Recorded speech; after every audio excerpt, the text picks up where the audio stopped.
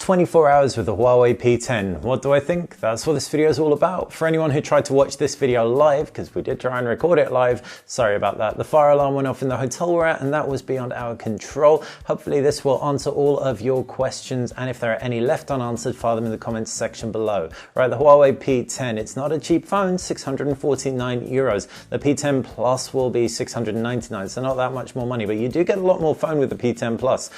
So I'll talk about that in a little bit. This video is all about the P10 and exactly what I think.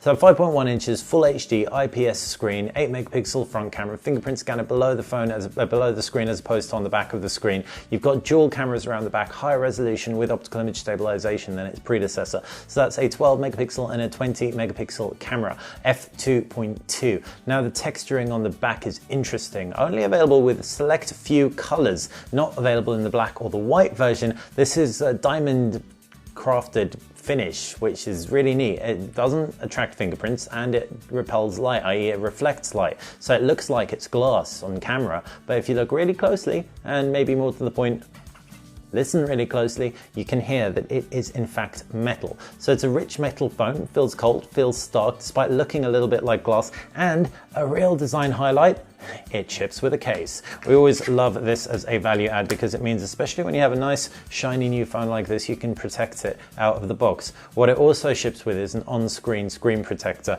which I haven't taken off. So if you do see the screen protector, it is not indicative of the phone in its naked glory. Instead, I just would like to protect this brand spanking new phone like any sensible human being. As far as ports go, you've got USB-C at the base as well as a 3.5mm headphone jack. Single mono bottom firing speak, which is relatively easy to cover up. At the top there is nothing of note. All the buttons are to the right hand side. I really like the fact you've got the red accenting around the power button, akin to the Huawei P9 Plus. Volume rocker, and on the left you've got all of these slots, micro SD card and SIM card. It's got 64 gig of onboard storage too, which is double its predecessor, and it's expandable by micro SD card, which is a sweet deal.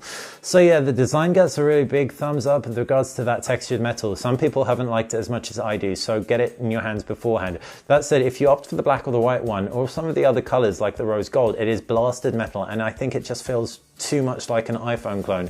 This feels so different to an iPhone just because of that element. It's got similar kind of curved edges to an iPhone. It's nice and thin, 7mm, in spite of packing a bigger battery than the P9 before it.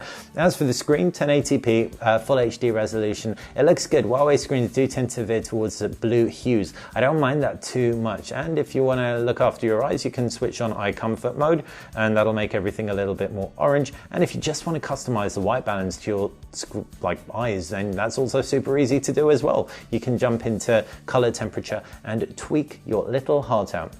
And so like I said, the fingerprint scanner is below the display, and you can see I'm navigating with the fingerprint scanner. One tap takes you back, a swipe left takes you to multitasking, and a long press takes you home. You can have on-screen navigation keys as well, but I'm just doing this to illustrate exactly what is new about the interaction. And that brings me on to Emotion UI 5. Very similar, if not identical, to that of the Mate 9. You can have things like apps twin, so two instances of the same application. I found the Mate 9 Emotion UI was really stable, really responsive, really quick. Machine learning going on under the hood that Huawei's implemented apparently is going like to level 10 on this thing. It's going to get to know you and it's going to work around you, so everything that you come to open is almost open in the background before you even open it. It's going to figure it out. Kind of spooky, but also kind of amazing. So Emotion UI in a nutshell, on top of Android 7, you've got home screens you can populate with apps and widgets and folders. The widgets on the left, for example, folders, and all your apps are in the folders. There's no applications tray by default, although you can switch that on very easily, and you can customize your home screen very easily too. So I've got the kind of most icons on a home screen manageable 5x5, but you can have as little as 4x5 icons on screen.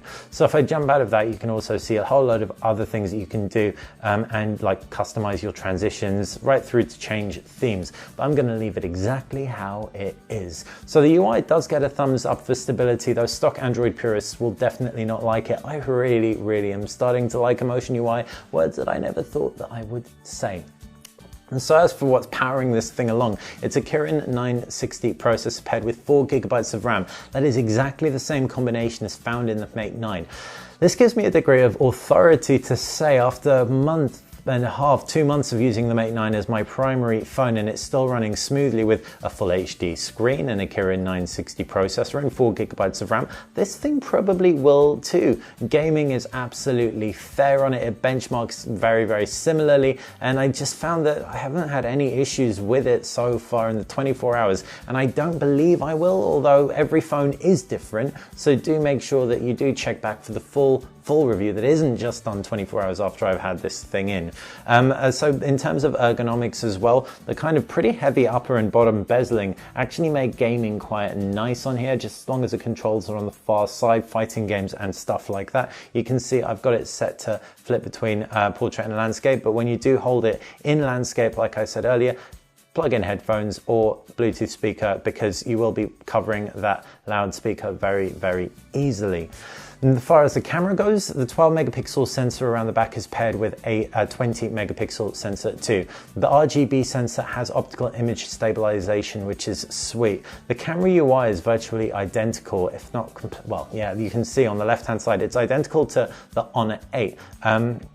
You've got photo, monochrome, video, HDR, panorama, night shot, light painting, time-lapse, slow-mo, watermark, audio note, document scan, and more. Yes, you can download more like food mode, but I'm not going to do that because there are plenty here. Swipe through, you can see you've got the viewfinder, and swipe to the right for some additional options such as resolution, etc. You can also see some options at the top of the display. This is to toggle your flash on or off. Then there's a little aperture icon to switch on and off wide aperture mode. There's a new portrait mode, which kind of complements the wide aperture mode to blur the background and just enhance your face, as well as a super vivid kind of color option mode. And you've got everyone's favorite filters. But I'm going to jump out of that, and you can also see you can flip to the front camera. Hey guys, I look tired, it's midnight. But I will jump back to the front camera because that portrait mode also takes advantage of the front 8 megapixel Leica lens, and yeah, kind of not that great, but I'll tell you why in a sec. Because what is great is the sheer UI. You've got that same Pro mode as found on the Huawei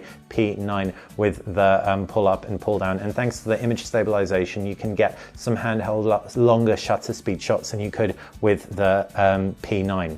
So tap through on wide aperture mode. What's cool about wide aperture mode is it's always been good, but now it's good in monochrome as well. So if I swipe in from the right, tap monochrome, I can activate wide aperture mode, and this is native wide aperture mode because of the the black and white sensor, native monochrome even. So I can tap through on that picture and I can see you've got that really, really gorgeous picture in monochrome, and that looks utterly fantastic. Monochrome pictures generally are a bit sharper anyway and lower in noise, and you've also got that gorgeous picture with a nice blurred background in full color.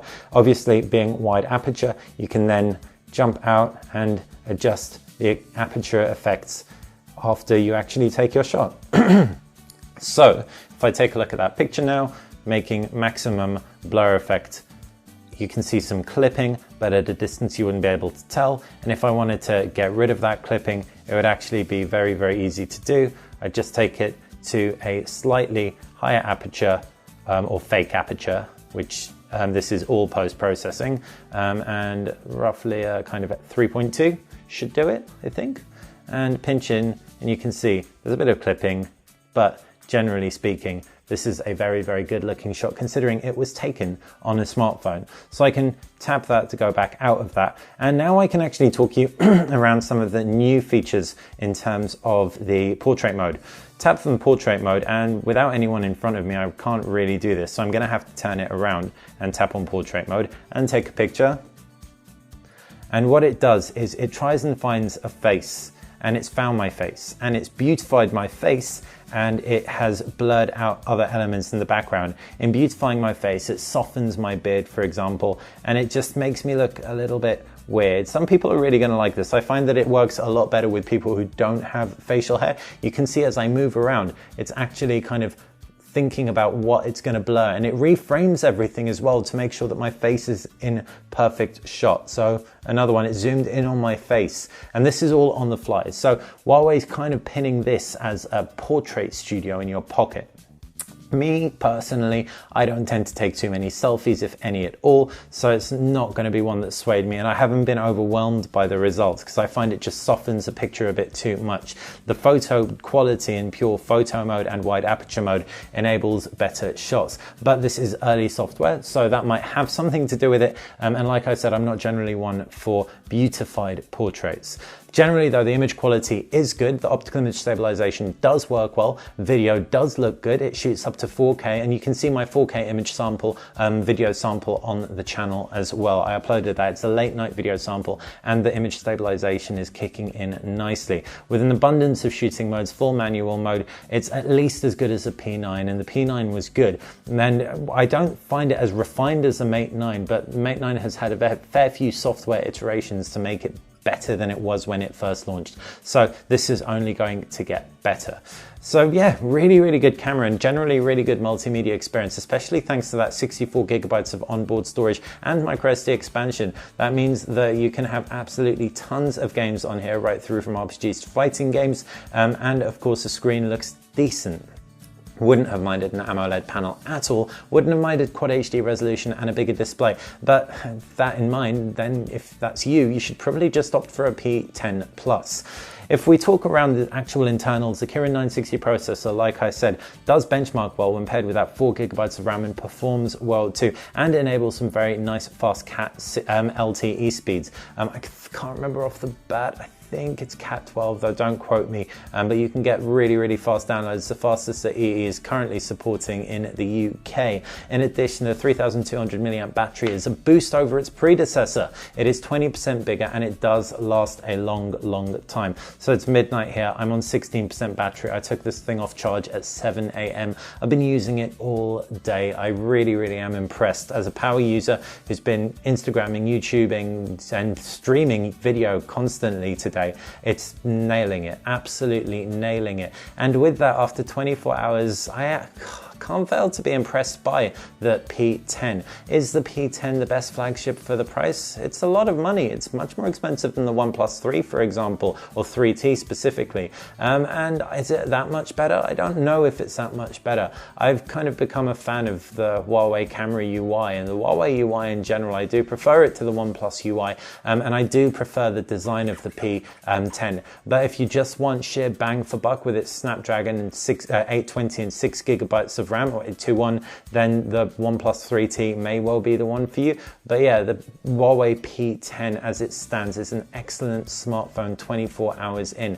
Can't give you anything too conclusive until my full review though, so do check back for that. And if you've got any questions, anything that you want me to test out for it, let us know in the comments section below. But before I go, I will just finish up talking around exactly what is different between this and the P10 Plus, because the P10 Plus is the phone that I am really eyeing up. So for starters, there is that stereo speaker differentiation.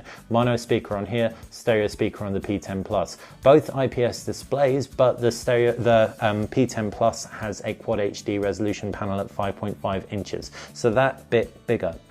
You can also expect an infrared blaster at the top of the P10 Plus, and the camera around the back has a f1.8 resolution as opposed to an f2.2 resolution, which will be great for macro, which should be really good for low light photography as well. The P10 Plus will also have 6 gigabytes of RAM, as well as 128 gigabytes of storage, as well as a microSD expansion. So you get a lot more phone for not as much difference in money as I thought that Huawei would be charging. The P10 and P10 Plus will both be released at the same time in the UK, so please let us know if you're going to be picking one up. Any questions, like I said, comments below. Like the video, click like the channel, subscribe. Thanks for watching BTech.